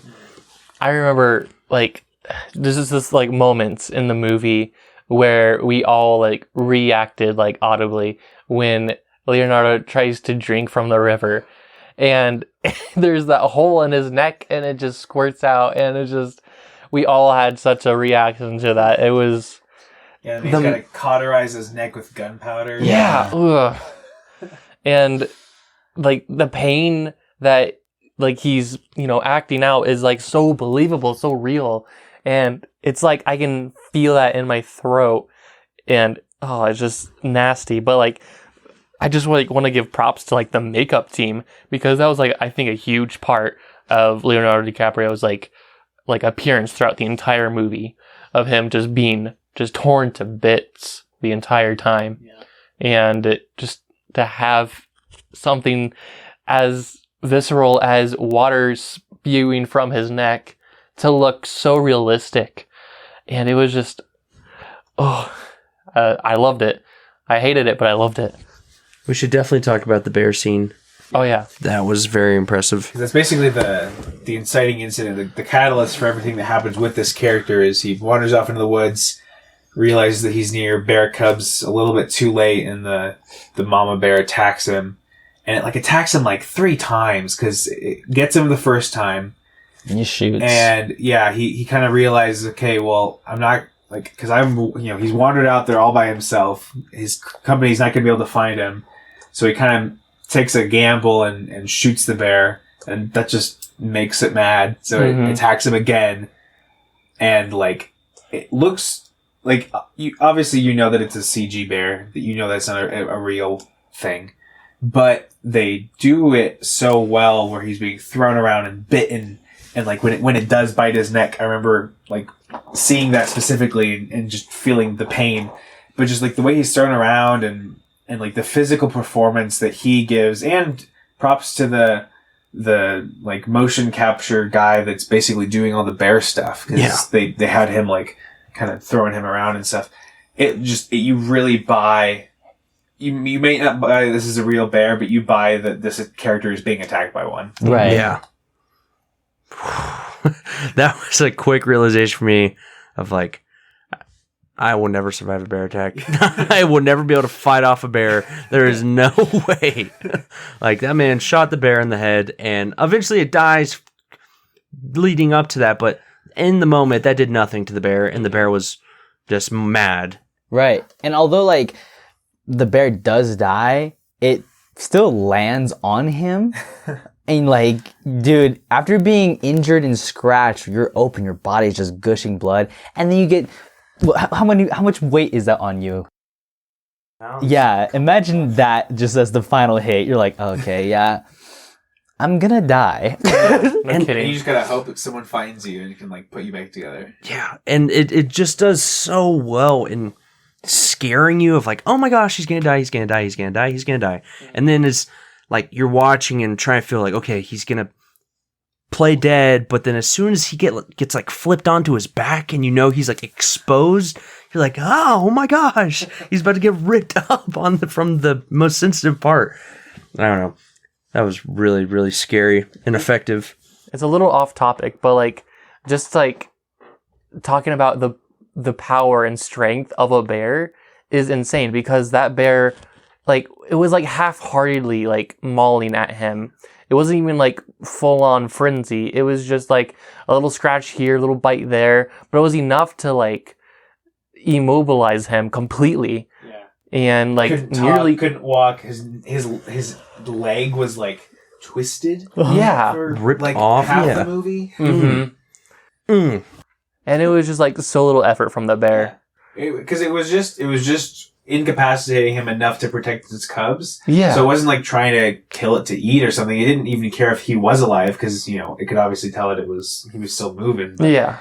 Yeah, it would just it would attack him, and then it would kind of pause and just rest its paws on his chest and just bounce on it. Yeah, rip once. It's oh my god. Kind of lick his face a little bit and then walk away. Yeah. Yeah. Yeah, so that was a really good inciting incident to kind of, well, for a few reasons. One, it really helps you buy into the physical plight of Hugh, because you're okay, yeah, this guy's he should be dead. I can understand why everything plays out the way it does with him. Mm-hmm. And then it also kind of gives you, in a different way than the opening battle scene, it gives you an idea of how brutal the rest of the movie is going to be, and how much it's not going to hold back when its characters come across nature or any other problem. The world can kill you, whether it's humans or nature, bears or water or anything. You can die, mm-hmm. and it sets the tone for that really well. Yeah. A great opening first act of the movie. I think it also shows a lot of character development for this guy, because you don't really know much about his past. I mean, you see like a Native American settlement being burned down, right? And you're like, oh, I wonder what's going on here. But you also understand that Captain Henry, before this scene, that he's relying a lot on Glass to like lead, not necessarily the expedition, but to get them back. Yeah, it's like their guide. Exactly. So one thing that I did notice, I'm sure you guys might pick this up too, but like when he was on a bear attack, he was immediately on his stomach to protect all the vital organs. You know, that's something that I think a skilled person out in the wilderness knows a lot about, especially when it comes to bear attacks. But pretty much all his wilderness survival tactics were like honed. Like he knew exactly what to do. And not only that, he knew the Pawnean language. So I think he just picked up a lot of skills and tactics while staying with them, and having a child with a Native American who I think I wanted to learn more about, but I think I knew just enough to understand the kind of character that Hugh Glass was. Yeah. And I was like, this is good. Like, he's a good guy. Not someone I want to mess with. But yeah, a lot of respect for that guy. Yeah. I've seen people like criticize the kind of mystical dream sequences that Glass has of like his past and like seeing his wife and stuff. But I really like those. I think it really adds to the atmosphere of the whole film, and then also kind of clues you in on Glass's mental state. Like, obviously he's physically drained and battered, but then he's also kind of going through this like almost hallucinatory experience where he keeps seeing his wife, he keeps seeing his son, and it's, you know, there's not ever like any dialogue in these flashback scenes, and most of the imagery is kind of abstract. You see him in a place or looking at a thing or just, you know, with a person. But I think that there's a lot that you can read into those, and a lot of like emotion that you can read into those. I just feel like it adds a lot to the movie as well. I feel like if those scenes were removed, I don't think it would feel the same. You know, it wouldn't have like that. I don't know. To me, it almost added a sense of dread that death was coming for him. You know, that he's like in and out of reality, you know, and I feel like it really did add to, you know, the thought of hopelessness, you know, that he's going to pass in the end. And he does. It's pretty implied that he does die in the end. Oh, that's a good point. That answered my question. I was going to pose that to you guys. Okay. I think that's a good point though, because, you know, right before it does cut to black, he sees his wife again, but this time it's not really like in a dream.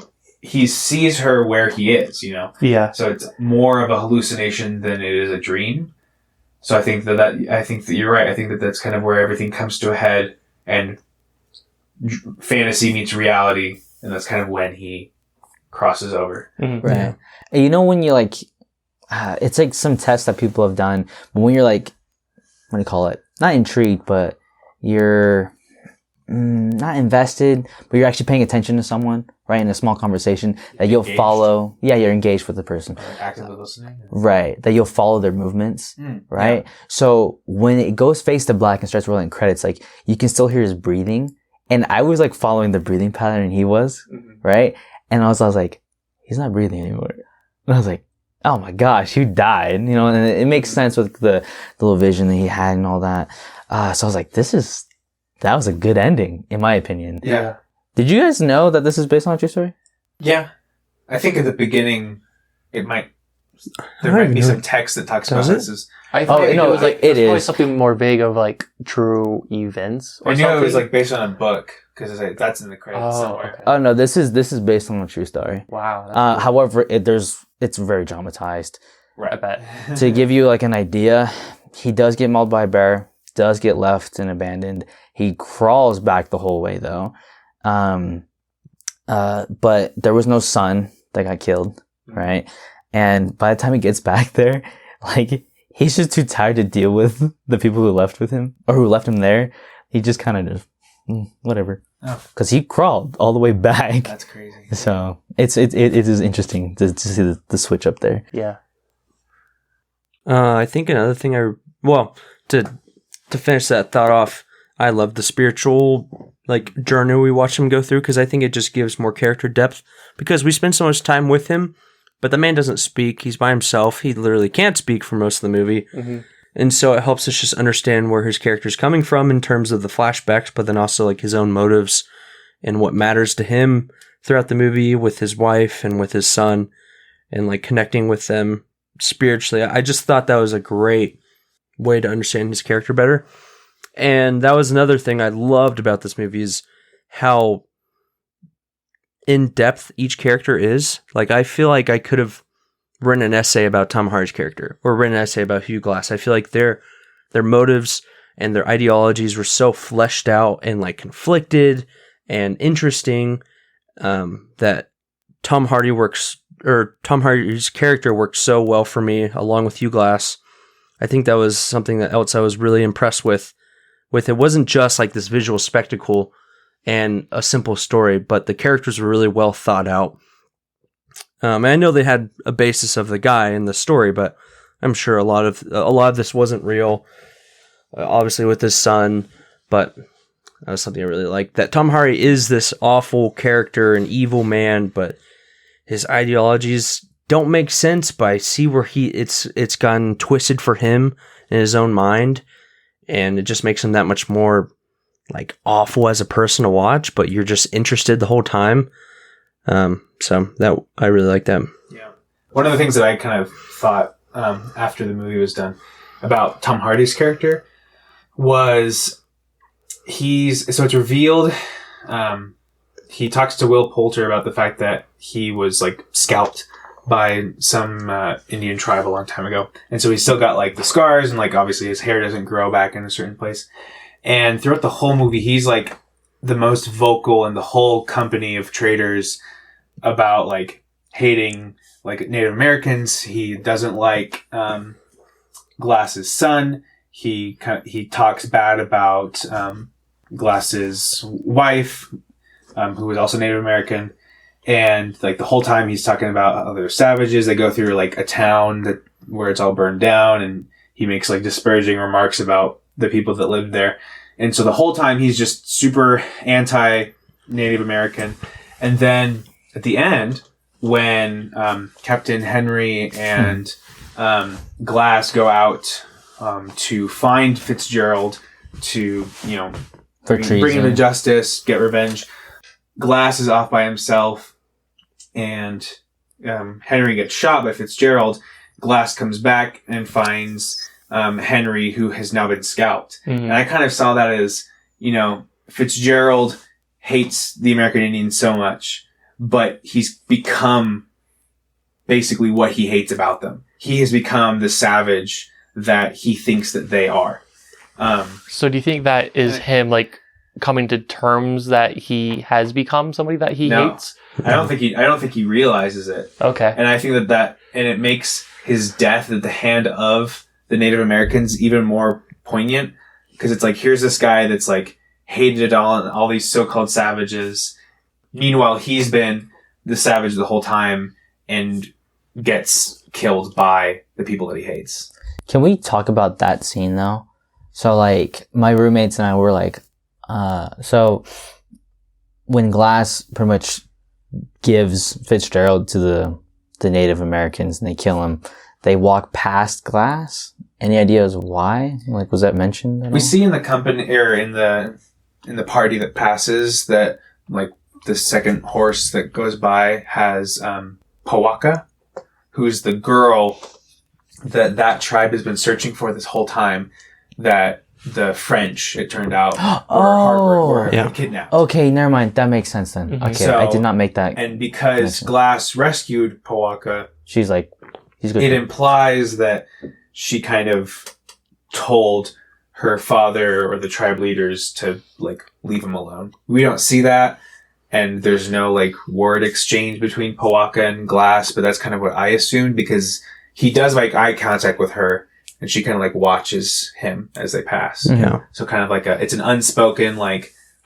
Right. We're gonna leave you alone, but we're not gonna like help you. Yeah, we're not helping you even though you're about to die. Yeah. Like, we're not going to kill you We're even ourselves. now, Yeah, yeah. we're even.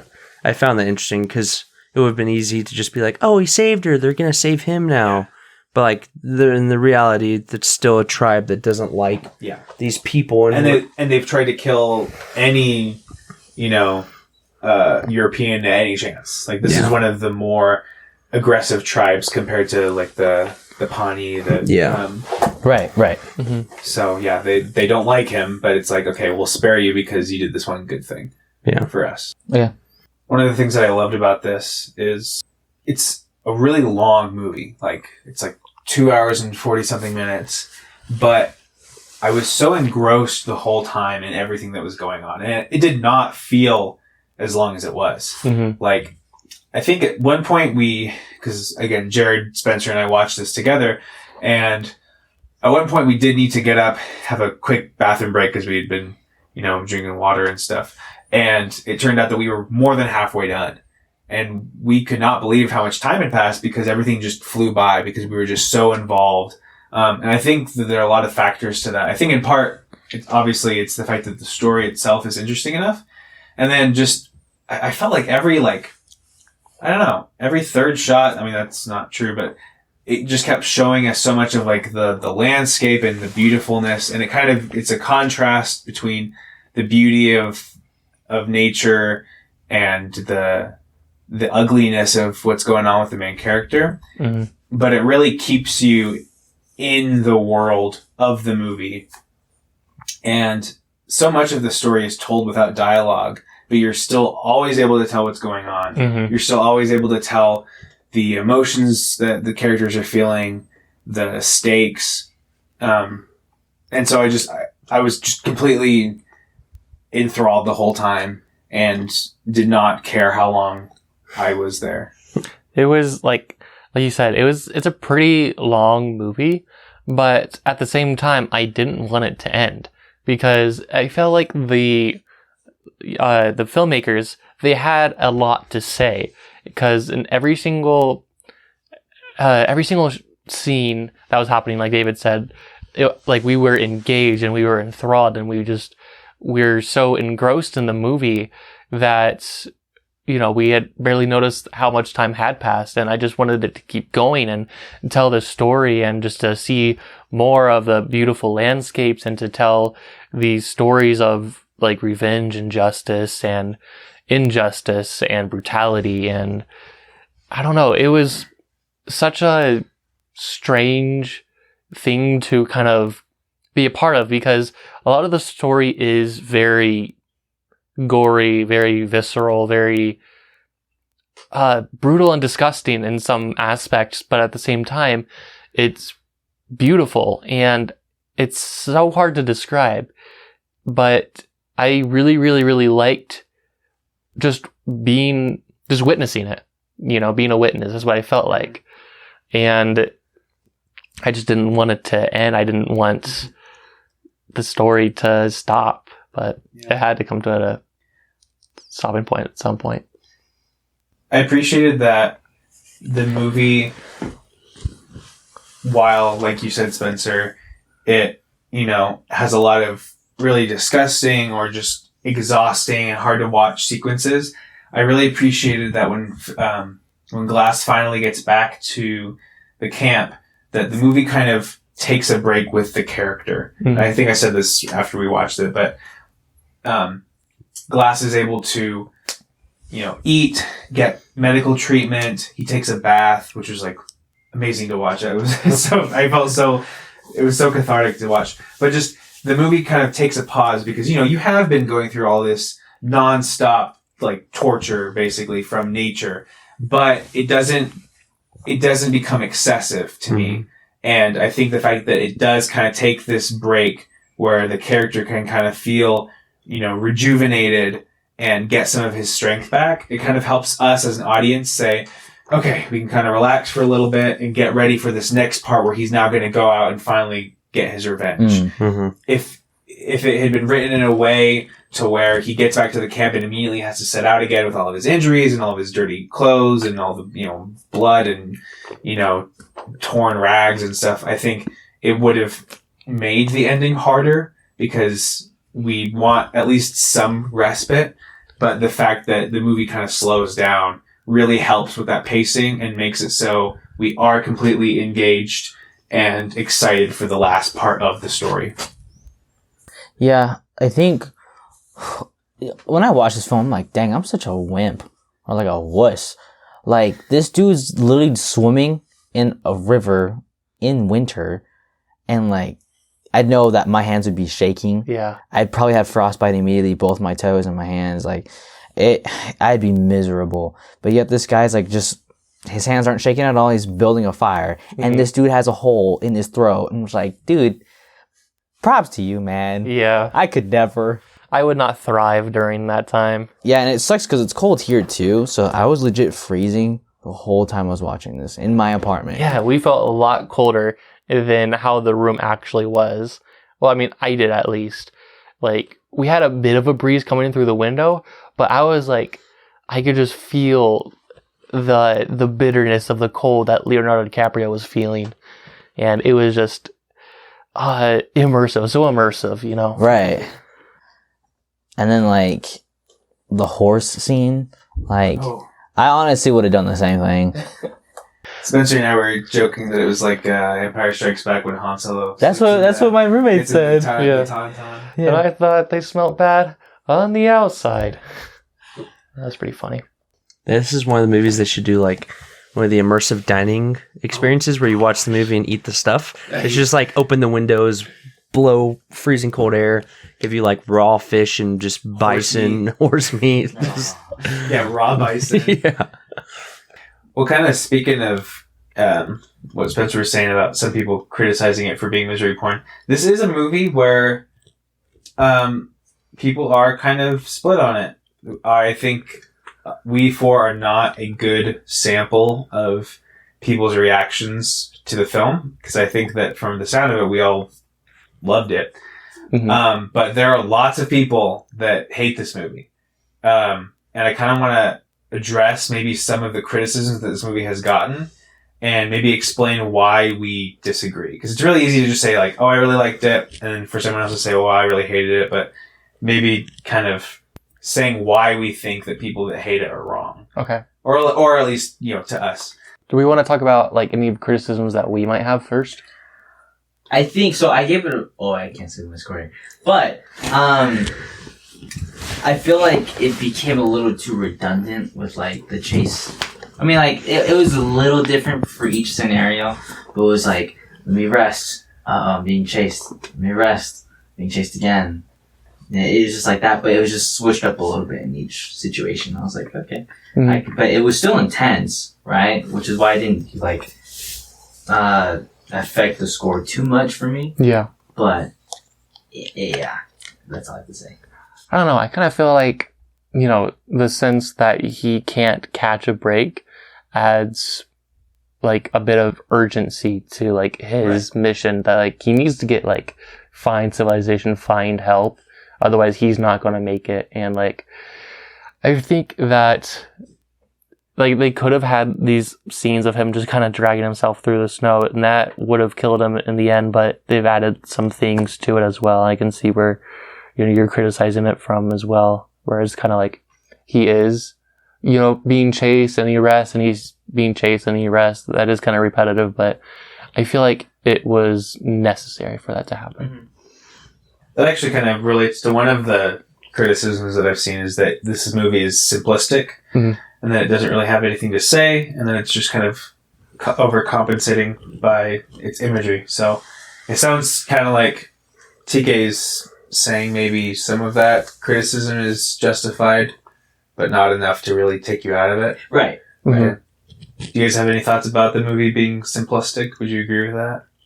I think it is simplistic, but in a good way, because like I don't think it needs to be complicated. It's a simple, you know, revenge plot, where revenge / survival story, and I think it does it well.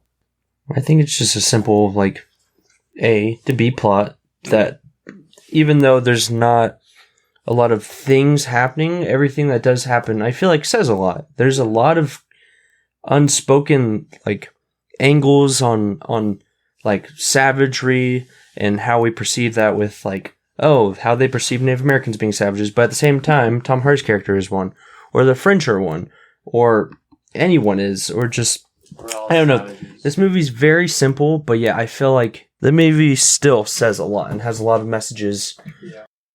I think like something people don't always realize is that simple doesn't always mean bad. You know, something can be simple and still profound and like great. You know. Yeah, I think because that's the thing. I think a movie is more than just the sum of its parts.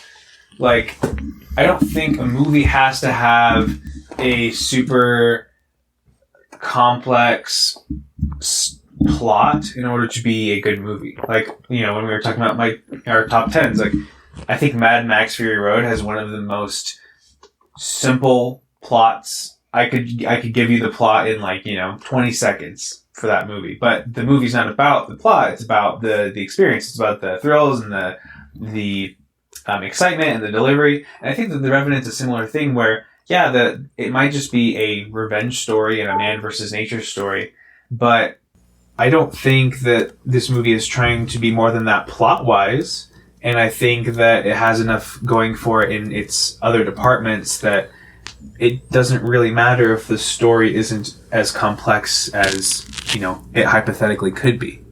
And honestly, thinking about the movie, I don't really have any major criticisms. Me neither. No. That was the only thing I had, and it wasn't that big of a deal for me. I was trying to think of something that might have not worked for me, but I don't know. I can't really think of anything. Another criticism that I see in most of the negative reviews are that this movie is super pretentious. I think it's just the right amount of pretentious because there's a difference between pretentious and ambitious. And I think this movie is ambitious in all the right ways. It takes all the risks that it sets out to, and I think all of them work very well. And I enjoyed all the risks that they took. And, there's a lot of shots of the American wilderness that we're saying, people say oh, it's too artsy, but it's we loved all those shots. Those are great and they're beautiful. And it really does show that contrast of beauty versus brutality and stuff like that. I think if you don't buy into its message, and it can be easy to just be nothing's going on, and why is there just so much gore, and I can see how someone could just look at it and be that's pretentious. I'm not getting anything out of this other than it's way too gory, and thinks it's saying a whole lot. But every message worked for me, and it made sense and was executed flawlessly, and every moment served a purpose for me, whether it was quiet and a spiritual dream that he's having or a gory slaughter. Everything was well served, and I feel perfectly placed and not just artistical fodder of well, then we can just throw in this shot and we can have her float here. I think everything had a purpose. Mm-hmm. I do have one question. Why did he have the image of that comet? Maybe that's because I've seen Birdman. I just that's Birdman. I was thinking the same thing. Yeah. I forgot about that. It's there's a shared universe between all of the Alejandro Iñárritu films. Yeah. I just want to know, what does a comet mean for the director? What is his intention with that? When did that happen again in the film? Towards the beginning. Maybe the first 45 minutes, I think. Maybe it's a foreshadowing. Wasn't it one of his visions too? It was in one of his vision dreams. It was one of his first dreams. Well, I might have a possible interpretation. It could be totally off though. But my first thought would be is it a comet or is it a falling star? A fall from grace and just a descent into savagery and brutality we see Hugh Glass go into, and then eventual death. Yeah, that was my thoughts with foreshadowing. Mm-hmm. That's a cool explanation. The slow, fiery destruction of a celestial body. Yeah. Yeah, I guess we don't even necessarily need a meaning for it. I just found that an interesting choice. Yeah. I think that it is a film that would benefit from rewatches because I feel I would get more or different things from it on rewatch, and maybe I would have different interpretations of the themes, because there are some themes that I kind of picked up on here or there, but I didn't necessarily come to a conclusion on them.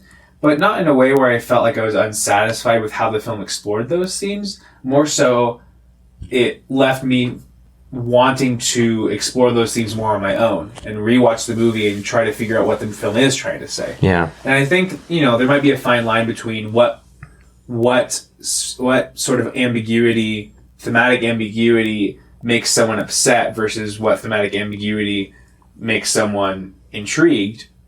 But at least for me, it was by far the latter and made me just want to rewatch it again. Kind of like Birdman. Birdman was a movie where I watched it once. I really resonated with the themes, but I also wanted to watch it again. So, which I'm glad we did in the podcast, because it kind of helped me explore more of what I really was thinking the first time. Yeah. And then I guess the third one, just to kind of round it out, the third main criticism that I saw a lot was that this is just misery porn, which is what we've mentioned a couple times before. There's a lot of suffering going on in this movie, but I feel like a lot of movies have to have some sort of struggle, and this one just in particular is just a lot more brutal than others, I feel like. And I don't think it's a valid criticism, because it's just much more treacherous, I guess, than most people are used to, I suppose. But I don't think I would call it misery porn at all. It's just, the stakes are a lot higher, and it's a lot more brutal than most other movies would be, I suppose.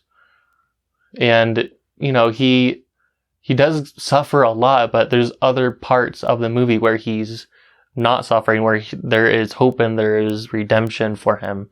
And I think when that's present, you can't call it misery porn.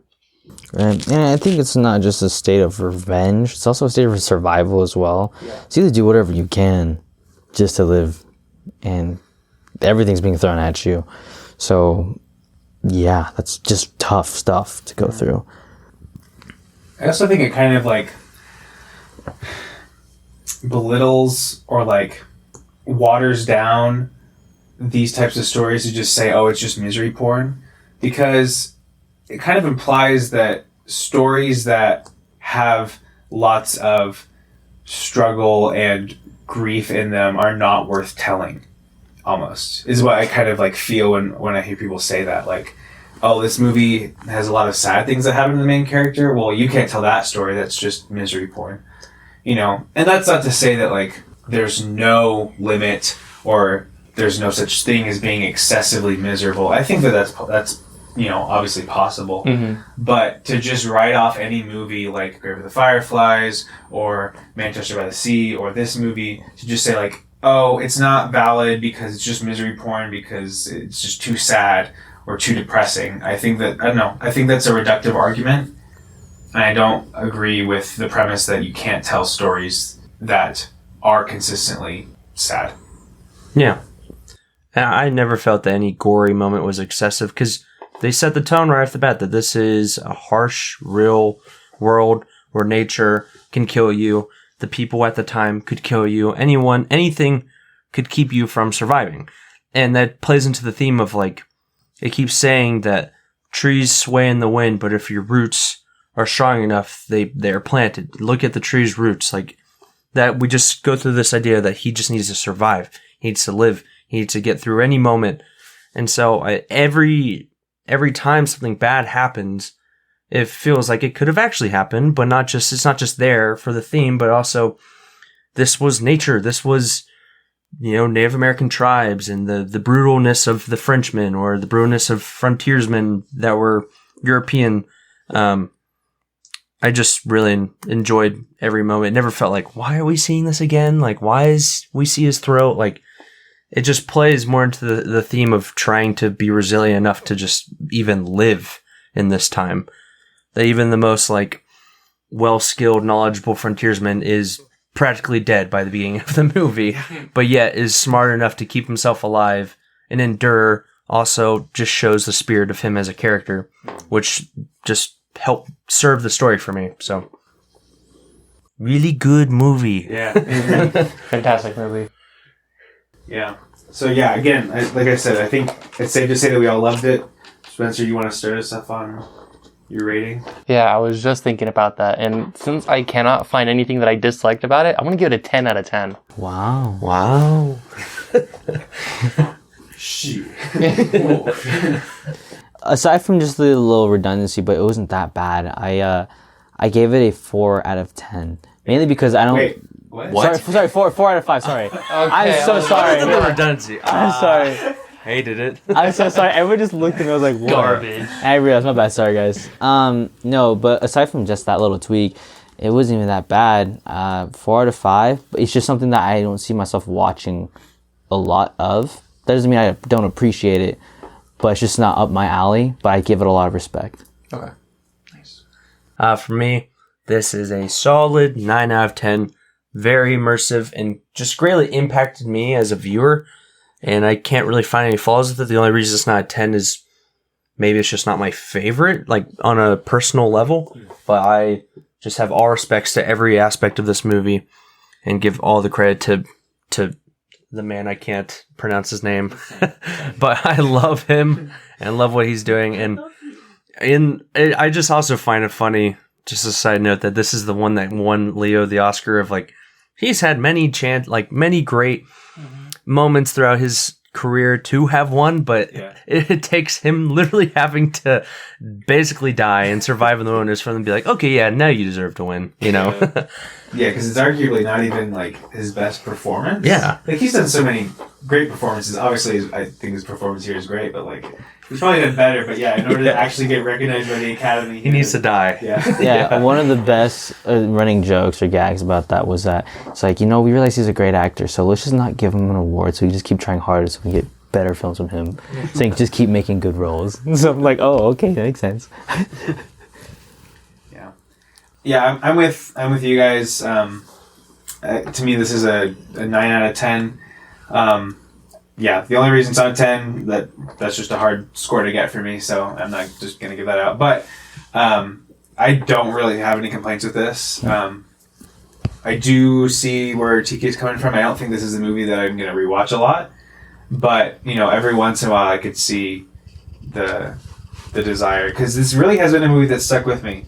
We watched this almost a week ago, but I just kept thinking about it the days afterwards. It helps that it's like snowy here, so I was kind of thinking about that while walking through the snow. But yeah, this is one of the greats. So 9 out of 10.